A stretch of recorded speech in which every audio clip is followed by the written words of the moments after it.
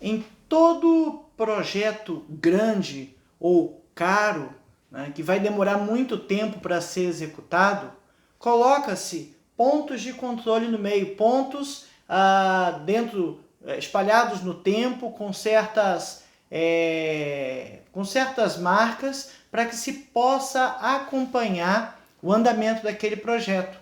O atraso de um projeto grande implica em aumento de custo. Então, se eu tenho, por exemplo, trabalhadores envolvidos naquele projeto, ele está previsto para 1 ano e ele começa a atrasar para 1 ano e meio, 2 ou 3, isso, 3 já perdeu completamente o cronograma, mas isso implica em um custo elevado da mão de obra e o custo do projeto. Então, esses pontos de controle nos ajudam, nos marcam ali os pontos intermediários nos quais eu preciso controlar para saber se o andamento está contento ou não. Então, em grandes tarefas, é sempre necessário ter pontos intermediários. Há uma disciplina aí de desenvolvimento de sistemas, quando a gente está desenvolvendo sistemas grandes para atender a grandes empresas, ou enfim, a um determinado cliente, né? Há a cultura do desenvolvimento ágil, em que eu consiga fazer entregas curtas, né, de curtos espaços de tempo, de tal maneira que eu mostre para o cliente a coisa andando. Quem está vendo o todo de um projeto precisa ver as coisas andando. Quem está bancando o projeto, né? Eu vou construir um prédio, vou construir a minha casa, eu preciso ver as fases funcionando. Já pensou? Eu estou pagando lá um construtor para construir a minha casa e entra a máquina fazendo terraplanagem e ela está fazendo terraplanagem, passa 2 meses está fazendo terraplanagem, ou é uma casa muito grande, né? Ou o negócio não está andando. Aí a gente reclama, não, eu vou começar a cavar agora para botar a fundação e fica cavando. Enfim, eu preciso ter pontos em que se marque ali, ó, terraplanagem agora, aí depois vai cavar aqui o bate-estaca para botar a fundação, vai colocar as sapatas, vai colocar toda a parte da fundação, agora a gente vai levantar as colunas, vai levantar as paredes, vai construir o telhado, vai fazer o acabamento, enfim, eu preciso ver essas coisas funcionando no tempo para que eu veja o projeto andando. Como é que eu vou ficar gastando dinheiro com um projeto que eu não vejo andando? Eu preciso me incentivar, né? Eu preciso me manter atento e eu preciso me manter animado para aquilo ali, para que eu possa ir investindo naquele projeto. Nas coisas de Deus não são diferentes. Quando a gente tem grandes projetos, grandes coisas, a gente precisa ter pontos intermediários de controle para que a gente aprenda, a execução daquilo e aquilo funcione bem. A gente está falando aqui das reconstruções tanto do templo quanto dos muros de Jerusalém, o templo de Jerusalém. No caso, a lição hoje está baseada em Esdras. Esdras estava reconstruindo o templo.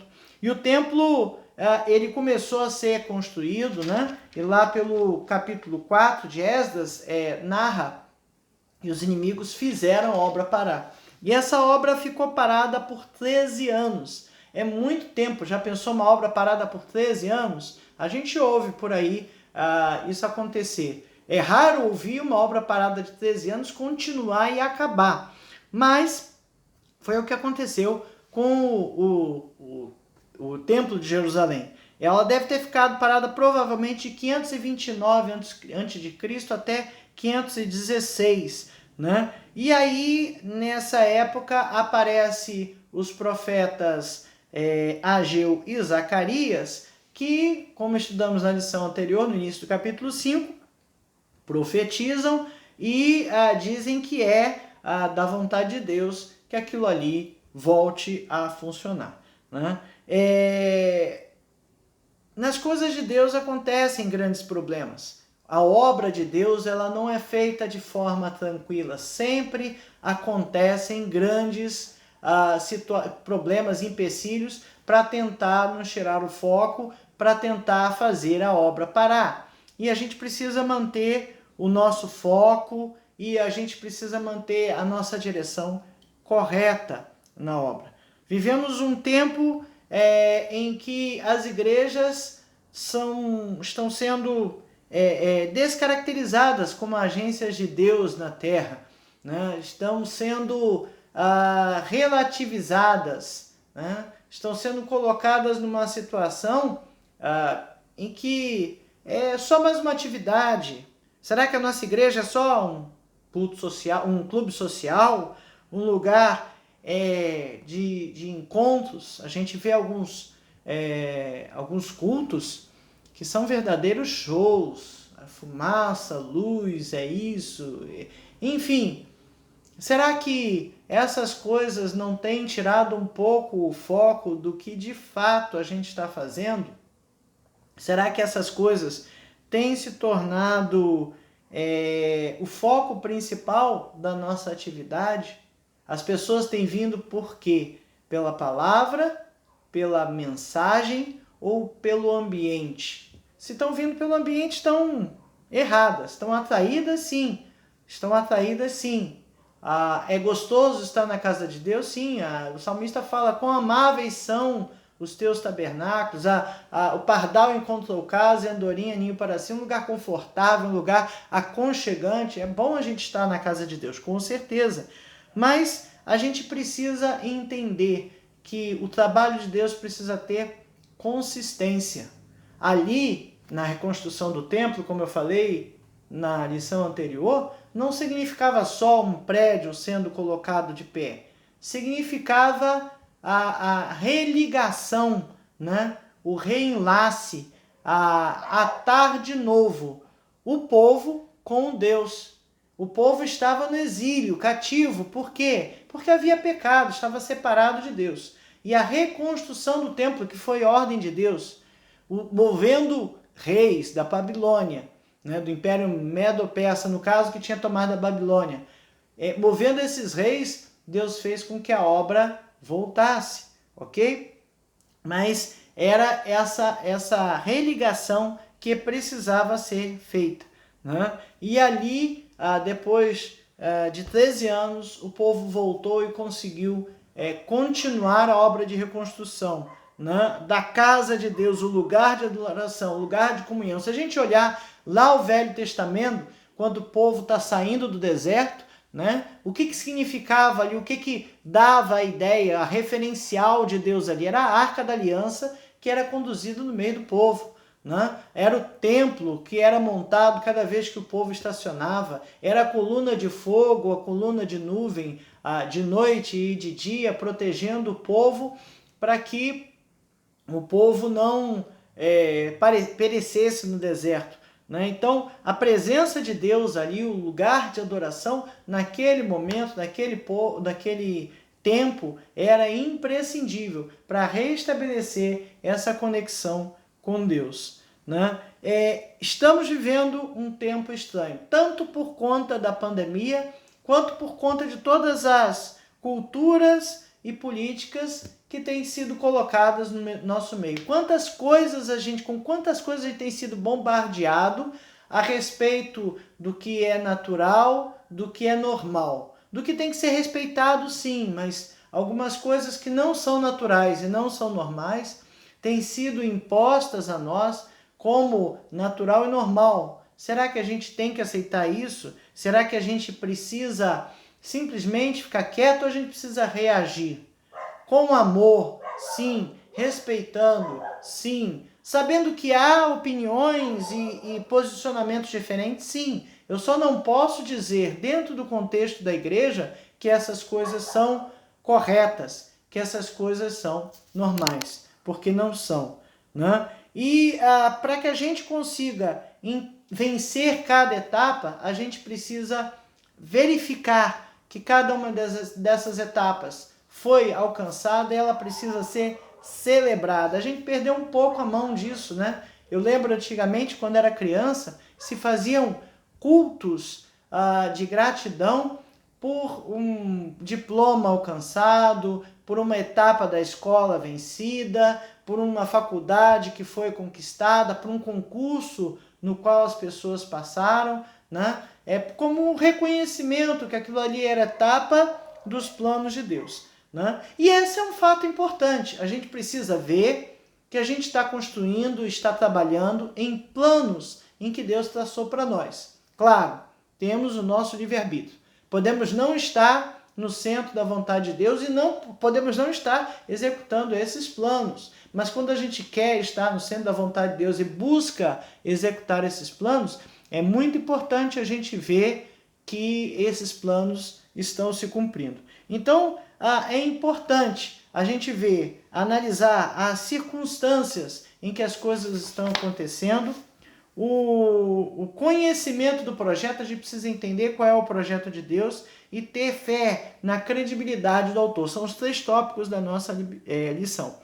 Desta forma, entendendo a circunstância, o projeto como um todo e sabendo quem é o autor do projeto, né, a gente pode vislumbrar a etapa construída, a obra construída, e a gente pode entender cada etapa desse processo e celebrar e se alegrar e agradecer a Deus por cada parte alcançada. Sabe? A gente peca muito em não se lembrar das coisas que Deus fez conosco. A gente olha o Velho Testamento, Deus está advertindo ali Moisés e Josué a que o povo lembrasse de todas aquelas coisas que estavam acontecendo no deserto, toda a tomada da terra prometida, cada guerra vencida, como Deus atuou. Deus está trazendo a sua presença ali, a sua atuação de forma evidente e pede que isso seja contado aos filhos e aos filhos dos filhos, né, daquelas pessoas. Para quê? Para que a gente veja e entenda e fortifique nossa fé em que Deus está conosco. Então, essas etapas são muito importantes. Essa é a lição número 5 da revista Palavra e Vida, edição 68. A revista Palavra e Vida, editada pela Convenção Batista Fluminense, está disponível no site batistasfluminense.org.br. Essa edição 68 tem por tema Recomeçar um Grande Desafio, estudo nos livros de Esdras e Neemias. Ela está disponível no site, como eu falei. E essa lição 5 tem por tema Celebrando Cada Etapa Vencida e foi escrita pelo pastor Rafael Antunes. Então, como dissemos, o primeiro tópico fala da análise das circunstâncias. Como disse no início, o capítulo 4 de Esdras, a gente encontra os inimigos fazendo um complô, um esforço, empreendendo uma ação para parar a obra, né? E eles conseguiram, de fato, ali parar a obra de Deus. Existe, e eu vou dizer que isso existiu sempre, uma ação para parar a obra da igreja, a obra da pregação do evangelho, a obra de missões, a obra de ir por todo mundo e pregar o evangelho a toda criatura. Essa ação, às vezes, vem um pouco mais forte. Então, a gente viu em algumas décadas, na última década, pelo menos, né, várias ações sendo colocadas até na máquina pública de impedir o avanço e a pregação do evangelho. Acontece. Sempre vai ser assim. A obra sempre vai ter problemas. Ela sempre vai ter os seus inimigos bem evidentes ali. Às vezes, como aqueles inimigos que aparecem lá no capítulo 4, né, que chegaram para Zorobabel, o príncipe de Judá, que estava tocando ali na direção a obra toda e todo o restabelecimento de Judá, e pediram para ajudar, né?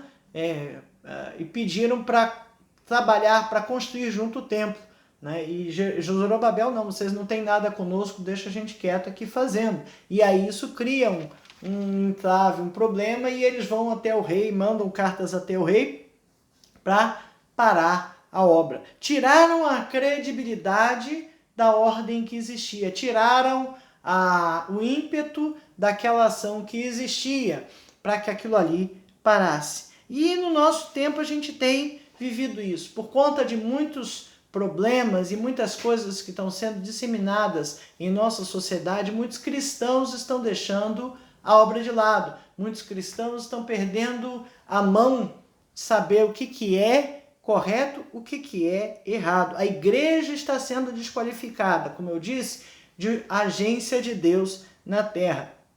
Isso está fazendo com que o trabalho esmoreça, o trabalho desacelere e pare.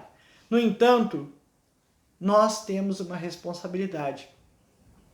Jesus, ao subir, nos deu uma responsabilidade, uma missão: ide por todo o mundo, pregai o evangelho a toda criatura, batizando-as em nome do Pai, do Filho e do Espírito Santo, ensinando-as a guardar tudo o que eu vos tenho mandado. Tem que fazer isso. E se a gente não fizer, a responsabilidade é minha, é tua e de quem não está fazendo, né? Então a gente tem que ter noção do que está acontecendo.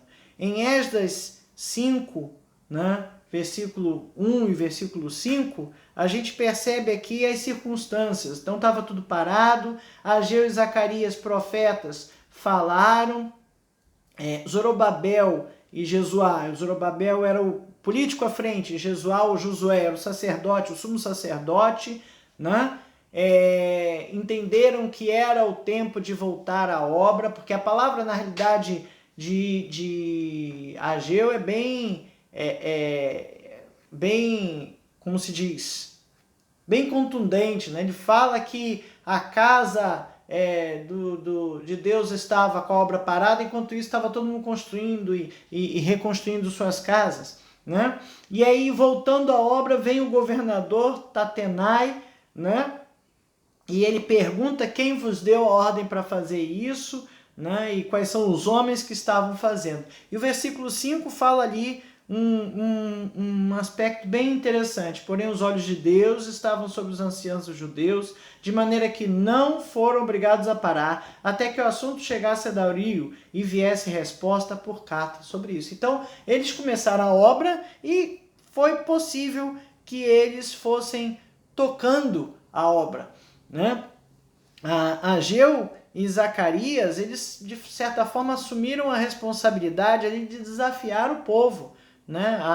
O versículo 1 desse capítulo 5 de Esdras diz lá: no nome do Deus de Israel, cujo Espírito estava com eles. Então, eles entenderam que era a missão de Deus, que era a obrigação deles, que Deus estava mandando eles falarem aquilo, tocar a obra à frente, né? A pandemia tem nos causado problemas econômicos, físicos, sim, mas emocionais e talvez até espirituais em todos nós. A gente tem visto muitos cristãos enfraquecerem nesses tempos. Muitos estão relaxando e deixando de lado. Alguns não querem voltar aos cultos presenciais. Ouvi esses dias de um pastor amigo e eu até concordei. A pandemia deu uma filtrada ali na igreja, né? Deu uma selecionada em quem realmente é crente e quem ali não está muito firme na fé, né? Por quê? Porque é um desafio permanecer em comunhão do jeito que a gente está. Muitas vezes impedidos de estarmos juntos, mas por conta de um amor e um carinho. Isso não pode, aos irmãos, isso não pode nos deixar impedidos de estar com os outros. A gente precisa ter os nossos laços familiares reforçados, o estudo, a oração, com maior tempo dedicado a isso, né? E outra coisa, hoje temos essas ferramentas virtuais em que chegamos a várias pessoas. Então, se você está impedido de ir à igreja, né, por conta da pandemia, se você está impedido de se reunir e ver os irmãos, ligue, telefone, mande mensagem do WhatsApp, fale de Cristo para os amigos, fale de Cristo para as pessoas que você não havia falado ainda, né? Temos esses problemas que nos cercam, mas temos outras ferramentas que precisamos colocar em funcionamento. A gente não pode ficar em casa largado, esquecendo essas coisas. Vamos estudar a Bíblia, vamos orar, vamos fortalecer os laços familiares e vamos aproveitar esta oportunidade. Olha só que oportunidade. Mas oportunidade é oportunidade. Você não está gastando tempo para se deslocar para o trabalho e voltar. Você não está gastando tempo para levar filho na escola e voltar. Você está tendo economia de tempo em vários aspectos. Apesar de todos os problemas, não estou dizendo que a situação é ideal. Não é. Mas esse tempo precisa ser aproveitado. Ok? Precisamos entender o momento. Nós temos que entender esse momento de pandemia. Nós temos que entender o momento que estamos vivendo. E eles precisavam entender o momento em que eles estavam vivendo, né? Os adversários não desistem com facilidade. Êxodo 5, versículo 6, eis aí mandaram uma carta, Atenai manda uma carta para o rei Dario, né? E lá no versículo 17, olha interessante. Agora, pois, se parece bem ao rei que se busque nos arquivos reais na Babilônia, se é verdade haver uma ordem do rei Ciro para edificar essa casa de Deus em Jerusalém, e sobre isso nos faça o rei saber a sua vontade. Então, assim, mandou uma carta dizendo que aquele povo lá podia estar mentindo, se é que havia uma ordem registrada nos livros reais, e se havia uma ordem do outro rei, se ainda o rei Ciro o rei Dario, né? E o rei Dario ia querer continuar cumprindo a ordem do rei Ciro ou não. Então eles questionaram tudo. Questionaram a credibilidade de quem está falando, dos judeus, de Israel. Questionaram a credibilidade da ordem de Ciro, né? Que poderia ser uma ordem não muito boa, poderia causar alguns problemas, efeitos colaterais ali, e eles queriam que essa legitimidade toda ou fosse certificada, fosse validada, ou que aquilo ali viesse de forma, de novo, uma ordem para parar a obra, né? É normal que muitas vezes a gente encontre esse tipo de questionamento. Se é verdade haver uma ordem do rei Ciro. Na realidade, talvez eles estejam guardando aqui 16 anos, eles tenham 16 ou 13 anos, eles talvez tenham 13 anos, eles tenham guardado a última ordem, que foi a ordem do Artaxerxes de parar, né? Mas, seja a ordem de parar ou de continuar, ou seja, o questionamento do porquê que eu estou continuando até que venha de fato uma decisão, são etapas, são pontos intermediários que a gente precisa entender. A circunstância que precisa ser entendida, a obra de Deus precisava ser feita e era a vontade de Deus. Ageu e Zacarias vêm trazer isso à memória, né? Zorobabel e Josué entenderam de fato que a obra havia parado, mas a vontade de Deus é que ela continuasse. E que, se não fosse da vontade de Deus, a obra ia parar. Muitas vezes eu faço isso, sabe? Não sei o que fazer e coloco na mão de Deus. Senhor, resolve aí. Eu vou dar o sim aqui, ou eu vou dar essa resposta que eu sei que dá um caminho à frente, e se não for, para aí, interrompe aí, né? E a gente pede a Deus para nos ajudar. Deus estava usando o rei Dario de forma poderosa para abençoar e fazer acontecer aquilo que precisava. Precisamos depender de Deus. Depender de Deus. É bom depender de Deus, porque a gente sabe que a solução vai ser a melhor. Mas a gente fica ansioso em depender de Deus, porque muitas vezes a gente quer a resposta rápida. E a resposta rápida não tem. Precisamos depender de Deus e acreditar que é no vivenciar das etapas que percebemos os detalhes, conhecemos as dificuldades e sentimos, em meio às circunstâncias, o poderoso agir da proteção daqueles que nos comissionou. Ver o todo, entender as circunstâncias e, no meio de cada etapa impossível, ver Deus agindo. Que maravilha quando a gente consegue botar isso em execução.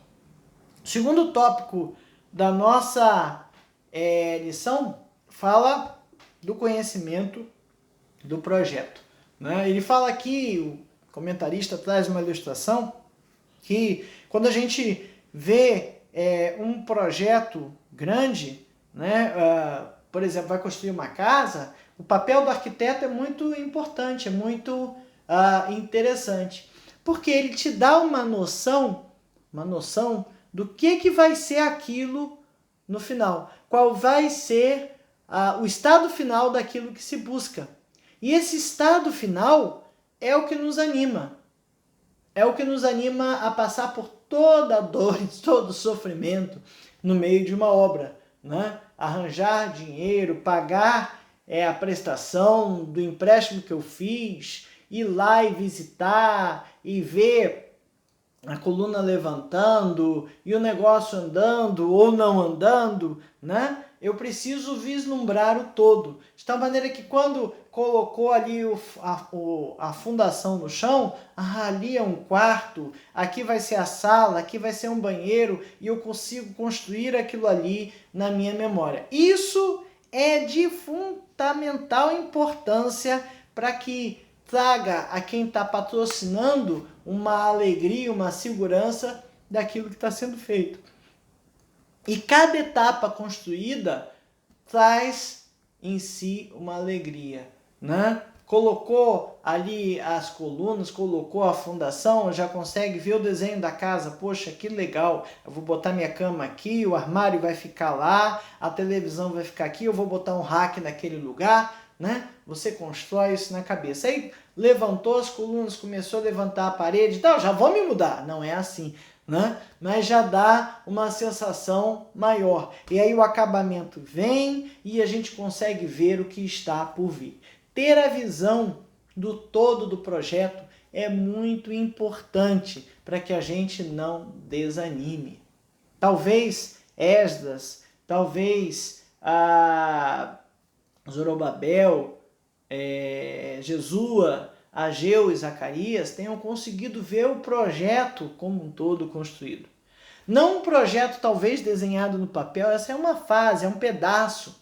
Mas como disse, a obra da casa de Deus construída significava a presença, não é que isso ia fazer, tá? Mas dava uma sensação de que Deus estava no meio deles de novo. Uma religação, um religare, né? Um Deus de novo acompanhando o povo. Era uma sensação boa. E talvez esses camaradas aqui que estavam à frente conseguissem ver, visualizar, entender que a construção da obra da casa de Deus, a construção do templo, iria trazer esse efeito final, né? E aí a gente vê uma atitude ali no versículo 13 do governador Tatenais, 13:6, né? Porque aí o Dario de fato mandou buscar e viu e chegou à conclusão que realmente tinha uma ordem do rei Ciro, né? E aí lá no versículo 13 do capítulo 6 diz: então Tatenai, governador Daquém do Eufrates, Setar-Bozenai e os seus companheiros assim os fizeram pontualmente, segundo decretara Dario. Veja que o advérbio aqui importantíssimo é o pontualmente. Aquele governador que não era temente a Deus, que não era judeu, que não servia àquele Deus, fez a coisa andar conforme o decreto real de Dario, pontualmente. Por que pontualmente? Por vários aspectos. Por zelo, por cuidado, porque era uma ordem real. Porque se não fosse pontual, sabe o que ia acontecer? Ia ter custos a mais. Se você for ver lá atrás o decreto de Ciro, diz que todo o custo da construção ia sair dos cofres da Babilônia, né? E se saísse dos cofres da Babilônia salário a mais do que era necessário, então teríamos um custo a mais. Como a gente tem feito a obra de Deus? Será que a gente tem feito a obra de Deus pontualmente? Será que a gente tem feito aquilo que Deus nos confiou de forma pontual? Será que a gente está preocupado em conhecer o trabalho como um todo? A coisa como um todo? Ou a gente está se preocupando em que a gente tenha um resultado nas mãos? Ver o projeto todo andar realmente é importante, traz alegria, traz, como se diz, alento aos nossos corações. Mas a gente precisa fazer a obra de Deus, sabendo que talvez o que eu esteja fazendo não é uma obra completa, né? Talvez a minha missão aqui é colocar um pedacinho, um tijolinho, sei lá, um trinco numa porta e olhe lá. E isso vai ser a obra da minha vida, não que eu faça rápido, mas que a vida toda, todo esforço que eu faça, seja isso. A gente vê, muitas vezes, as pessoas preocupadas em obter resultado numérico, crescer igreja, crescer em número as igrejas, né? Ter número de dizimistas, ter uma entrada grande, construir um templo novo, mas muitas vezes não é isso, né? A gente precisa simplesmente cumprir o ID de Cristo, pregar o Evangelho sem se preocupar em que a gente obtenha o resultado, né? A gente prega e o resultado quem dá é Deus. A gente precisa fazer a nossa parte e esperar que Deus nos mostre aquele ponto intermediário alcançado. Pode demorar, pode ser rápido. Tudo pode acontecer. Tudo pode acontecer. E muitas vezes a gente não controla esses pontos intermediários. A gente precisa conhecer o todo do projeto. A gente precisa conhecer que estamos no centro, buscar, né, estar no centro da vontade de Deus. E conhecer e entender se não estivermos. Se não estivermos no centro da vontade de Deus, a gente precisa tentar corrigir isso. Porque o melhor lugar para estar é o centro da vontade de Deus. O pastor conta aqui uma experiência dele, de que ele fazia uma viagem missionária à Amazônia, e aí lá numa hora de se despedir, durante a viagem, ele entregou 2 bola de futebol para o missionário, e os missionários começaram a chorar. Chorar porque era uma bola de futebol. Aí eles, não, a gente evangeliza aqui os meninos através do esporte, e a gente não tem bola de futebol. E essa bola de futebol vai ser uma grande parte desse projeto de evangelização. Vai ser o meio de possibilitar. Isso não seria uma razão de celebração? Sabe? Às vezes a gente se preocupa muito com resultados, metas físicas na igreja, né? E não consegue entender que a meta na igreja tem que ser expandir, pregar a mais pessoas. Não tantas pessoas convertidas, nem tantas batizadas, nem um crescimento X ou YZ na igreja. Porque o crescimento quem dá é Deus. Já vi casos de pastores pregarem por anos e a igreja não crescer. Porque estava em pecado? Porque estava fazendo obra errada? Não, simplesmente porque a vontade de Deus não era aquela, naquele momento não era daquele jeito. E a gente às vezes não consegue entender. E pronto, acabou. É assim mesmo. Mas quando a gente está fazendo, sendo a vontade de Deus, Deus nos mostra esses pontos intermediários. Deus nos traz essas coisas no meio daquilo que a gente está fazendo e nos mostra o quanto estamos no centro da sua vontade. E quanto aquilo ali é uma parte intermediária do todo. É bem verdade que muitas vezes a gente não consegue entender o projeto de Deus, nem antes nem durante. Mas depois que ele está feito, então foi por isso que Deus fez isso e aquilo acontecer. Foi por isso que eu não consegui fazer desse jeito e eu tive que fazer daquele. Era Deus me usando para... né? E quando a gente é usado por Deus a gente não precisa, para fazer a obra, a gente não precisa se preocupar com o resultado, alcançar resultados intermediários. Os resultados aparecem. É muito importante, sim, celebrar cada resultado alcançado. cada etapa conquistada, cada coisa conseguida, porque isso vai, de fato, nos lembrar do todo do projeto, de quem está no controle e qual o objetivo que ele tem naquilo tudo. Tudo que a gente faz na igreja é para o reino. A gente tem que entender, tem que ver, ter uma visão de reino maior, né? Existimos em grupos com denominações, com crenças diferentes, diferenciadas, mas todos os que seguimos a Deus, a Cristo, né? Adoramos ao único e verdadeiro Deus, caminham na mesma direção, né?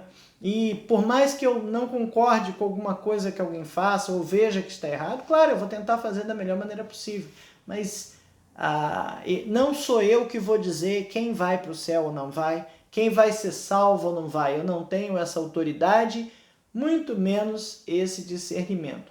A obra é de Deus e Ele é que vai contemplar cada coisa a seu tempo. O terceiro tópico da nossa lição fala da credibilidade do autor. Bom, se você pegar uma planta de um prédio para construir, ok? E tiver lá assinado o nome de um engenheiro, e esse engenheiro esteve envolvido em um escândalo que, sei lá, quantos prédios, ou um prédio dele construído caiu. Eu pergunto a você, você teria coragem de pegar e investir não sei quantos milhões naquele prédio e construir daquele jeito? Claro que eu não teria. Aquele autor, para mim, não tem credibilidade, não é isso? Hoje, por exemplo, a gente recebe muitas fake news, né? E aí muitas vezes a gente começa a receber muitas notícias de uma pessoa que não seleciona muito bem. O que você faz com aquela pessoa? Eu nem leio mais as coisas que fulano me manda, porque manda tanta fake, eu não vou nem dar atenção para isso. Os projetos, as obras, as coisas que têm uma determinada autoria, elas só têm valor dependendo da credibilidade do seu autor. Assim funcionam, por exemplo, as obras de arte. A obra de arte ela é reconhecida ou é cara quando foi feita por um autor reconhecido, que tem credibilidade, cujas suas obras têm valor. E se as suas obras têm valor e o autor tem credibilidade, aquilo tudo recebe um valor monetário maior, ok? E assim são as coisas. As obras têm credibilidade de acordo com a credibilidade do seu autor. Ora, se eu estou falando da obra de Deus, a gente tem que entender que quando eu estou fazendo a obra de Deus, o seu projeto tem uma credibilidade enorme. Ali, no caso, a obra era de Deus. A reconstrução do templo era uma obra de Deus. Que Esdras, Zacarias e Ageu como profetas, Zorobabel como líder político e Josué como sumo sacerdote estavam fazendo o povo construir, sabiam que a obra era de Deus. Mas os inimigos estavam questionando esta credibilidade, a credibilidade disso que estava acontecendo. E por isso mandaram uma carta para o rei Dario, e o rei Dario foi sim pesquisar a credibilidade daquele documento. Você já teve que ir no cartório a reconhecer firma de um documento? Né? O que quer dizer reconhecer a firma de um documento? É o tabelião que tem credibilidade perante o Estado e dizer que aquele documento realmente foi o Saulo que assinou. Ele está dando àquele documento uma credibilidade, tá certo? Então é necessário muitas vezes a gente entender qual é a credibilidade do autor daquilo.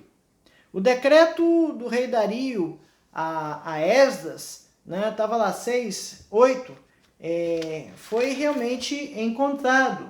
Também por mim se decreta o que haveis de fazer aos anciãos dos judeus para que reedifiquem esta casa de Deus, a saber, que da tesouraria real, isto é, dos tributos da além do rio, se pague pontualmente a despesa a homens, para que não se interrompa a obra. Paga salário, né? E não era esse que era para ler, era o 18, né? Mas tudo bem, é interessante. Estabeleceram os sacerdotes nos seus turnos e os levitas nas suas divisões para o serviço de Deus em Jerusalém, segundo está escrito no livro de Moisés 6:17. Para a dedicação desta casa de Deus, ofereceram 100 novilhos, 200 carneiros, 400 cordeiros e 12 cabritos para oferta pelo pecado de todo Israel, segundo o número das tribos de Israel. Estabeleceram sacerdotes nos seus turnos e os levitas em suas divisões para o serviço de Deus em Jerusalém, segundo está escrito no livro de Moisés. Veja aqui sendo apresentado um grande sacrifício ali, por conta dos pecados, por conta de tudo o que estava sendo celebrado. No versículo 16 ainda, Esdras 6:16, fala ali: os filhos de Israel, os sacerdotes, os levitas e o restante dos exilados celebraram com regozijo a dedicação desta casa de Deus. Construída, feita a obra, foram fazer uma celebração que naquela época envolvia sacrifício de animais para remissão de pecados. Então veja que o povo estava alegre, o povo estava celebrando as coisas que Deus estava fazendo. Havia ali a manifestação de Deus naquilo tudo, fazendo a obra andar. E a igreja hoje precisa estar de pé. Não é porque a gente está em casa, sem poder nos reunir, que vamos deixar de pregar o evangelho, que vamos deixar de falar de Cristo, que vamos deixar de propagar as boas novas de salvação. A gente precisa ser criativo. Todo mundo está usando redes sociais, porque a gente não vai usar. Todo mundo está usando ferramentas de reunião, e por que a gente não vai usar? Vamos aceitar os desafios deste novo tempo. Nós temos que nos adaptar a esse novo tempo e seguir, né, da forma como a gente tem para seguir. Precisamos reconhecer cada etapa da obra que Deus nos dá, para que a gente possa louvar a Ele em cada momento. A reconstrução do templo só foi possível por cada uma das etapas alcançadas. Olha, é interessante a gente ver que lá no capítulo 3 de Esdras, eles também levantaram o altar e também fizeram uma festa, né? Celebraram a festa dos tabernáculos, capítulo 3 de Esdras, versículo 4, como está escrito: ofereceram holocaustos diários, segundo o número ordenado para cada dia. Então, botaram o altar e começaram as celebrações, agradecer a Deus. A gente precisa agradecer a Deus. Em tudo, dai graça, porque esta é a vontade de Deus. No entanto, além de tudo dar graças, porque é a vontade de Deus, a gente precisa dar graças quando a gente vê um passo intermediário sendo alcançado. Agradecer e ser grato a Deus por tudo o que está acontecendo. Estamos tendo oportunidades de recomeçar. Assim como o povo estava na reconstrução do seu templo, do templo a Deus, a Yahvé, né? E na reconstrução dos muros, o povo estava tendo um tempo de recomeço. E nós estamos num tempo de recomeço. Um tempo de recomeço que vamos ter que fazer coisas de forma diferente. Vamos ter que recomeçar a fazer coisas de formas diferentes. A gente não pode ficar desanimado, jogado, largado. Porque não dá para fazer isso. Dá para fazer de outro jeito. Vamos fazer de outro jeito, né? E vamos aproveitar cada oportunidade de recomeçar que nós temos e evidenciar a nossa perseverança, vamos deixar nossa perseverança bem viva, vamos ver isso acontecer. Deus continua a cuidar de nós, apesar de todas as adversidades, apesar de todos os problemas, Deus continua a cuidar de nós. Em Cristo somos mais que vencedores, mesmo sabendo que somos imperfeitos.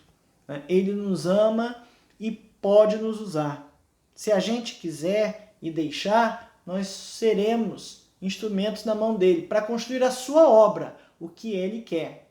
Se você não entender o que está acontecendo, não tem problema. O problema é que você esteja no centro da vontade de Deus, para que ele possa usar-nos. E a cada momento que tiver uma etapa desse processo de construção, fique tranquilo, vai ficar evidenciado. E você poderá e deverá comemorar essas etapas.